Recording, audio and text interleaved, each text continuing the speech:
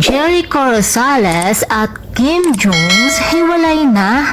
Naku, may humabol pa talaga ngayon 2023. Dahil nasa chismosa tayo, halina't mangialam tayo sa latest vlog nga ni Mama Og sa kanyang YouTube channel. May pa-blind item ito na di umano'y isang gwapong aktor na matagal na palang hiwalay sa kanyang napakagandang misis.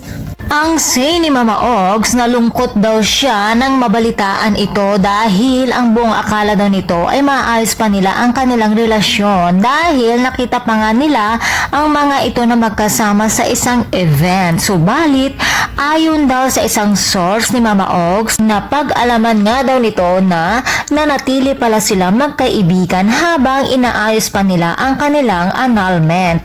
Hindi daw idinetalye ng source kung ano ang dahilan ng kanilang paghihiwalay. Ay na best!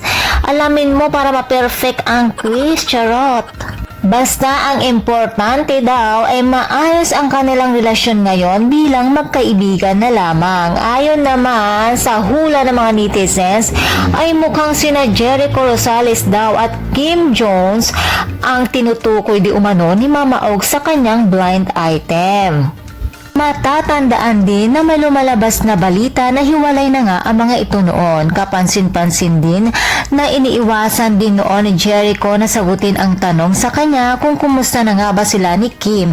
Subalit natigil ang ekspekulasyon sa isyong hiwalay na ang mga ito nang maispatan silang magkasama sa isang event ng ABS-CBN Ball 2023. At nabuhay itong muli dahil sa pa-blind item ni Mama Ogs na kung iisipin daw mabuti ay obvious nga na sina Kim at Jericho iyon.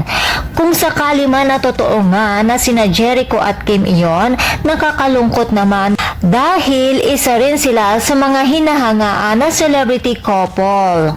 At kung kayo naman ang tatanungin mga chikadoras, ano naman ang masasabi nyo sa isyong ito?